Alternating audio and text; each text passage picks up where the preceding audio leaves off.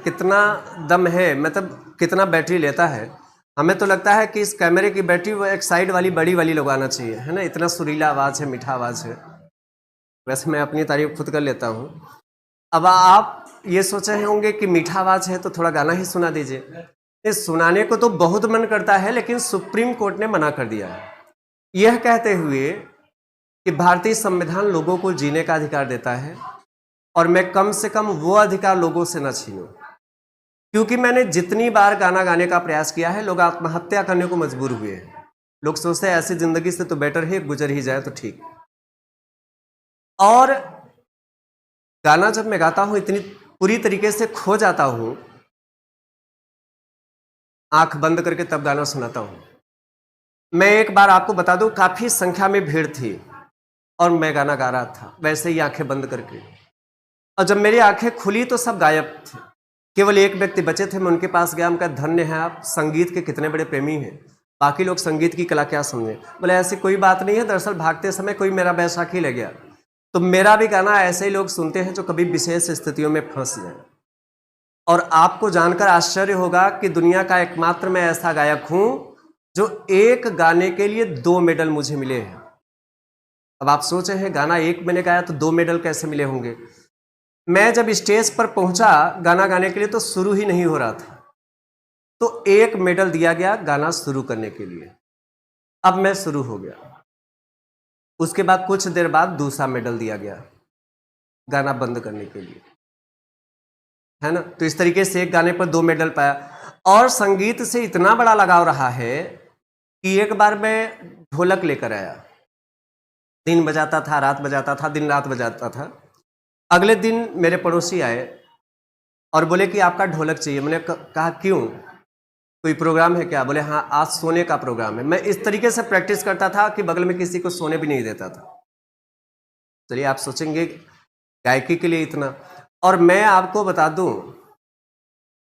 कि मेरे इन्हीं हरकतों की वजह से मेरे घर पर भी सभी परेशान रहते थे, अगल बगल पड़ोस में भी सभी परेशान रहते थे। और मैं शुरुआती अपने कुछ लक्षण बता देता हूं, किसी से दुष्प्रचार नहीं करना। हालांकि मैंने काल्पनिक घटना बता दिया है, सीरियसली मत लीजिएगा, लेकिन सुनिएगा। बस 1 मिनट और मैं लूंगा, क्योंकि मैं जब पटरी से उतर जाता हूं तो जल्दी पटरी पर आता ही नहीं हूं, ये मेरा दोस्त है। तो मैं चाचा जी को ये लगा कि ये इतना शरारती है, इसे मेले में घुमा लाएं। उस दिन गांव के बगल मेला लगा हुआ था। चाचा जी का ये उद्देश्य था कि मेले में घूमेगा, शरारत कम करेगा, क्योंकि मेले में जब घूमेगा तो मन बहला रहेगा, और जब मन बहला रहेगा तो शरारत करेगा नहीं। बस इसी उद्देश्य के साथ मुझे मेले में लेकर पहुंच गए। मैं मेले में पहुंचा, मैंने देखा वहां प्लास्टिक के कुछ खिलौने बेचे जा रहे थे, जिसमें एक प्लास्टिक की रेलगाड़ी भी थी। मैं जिद करने लगा, चाचा जी ये रेलगाड़ी दिला दीजिए। चाचा जी ने कहा कि देखिए बेटा, वैसे ही परेशान करते हो, रेलगाड़ी दिला दूंगा तो और परेशान करोगे। हम कहा बिल्कुल भी परेशान नहीं करेंगे। चाचा जी को लगा बिल्कुल सही कह रहा है, रेलगाड़ी दिला दूंगा तो ये घर पर खेलेगा, सारा ध्यान खेलने में रहेगा तो शरारत कहाँ से करेगा। बस इसी सोच के साथ हमें रेलगाड़ी वो प्लास्टिक वाली दिला दी है। अब मैं उसे घर ले आया, उस रात किसी को सोने नहीं दिया। जैसे ही सब खा पी कर सोने लगे, मैं रेलगाड़ी चलाने लगा और कहा यात्रीगण कृपया ध्यान दें, गाड़ी नंबर 3752 प्लेटफार्म नंबर 4 पर आ रही है। 4 से 2, 2 से 11, 11 से 9, 9 से 3, ये रेलगाड़ी रुक ही नहीं रही थी, बराबर चलती ही जा रही थी। चाचा जी परेशान हुए और उठे, रेलगाड़ी छीने अलमारी में रख दिए। मैं मांगने लगा, चाचा जी रेलगाड़ी दे दीजिए, नहीं मिली। एक बार 2 बार मांगा, नहीं मिली, निगेटिव रिस्पांस। अब मेरे पास कोई ऑप्शन था नहीं।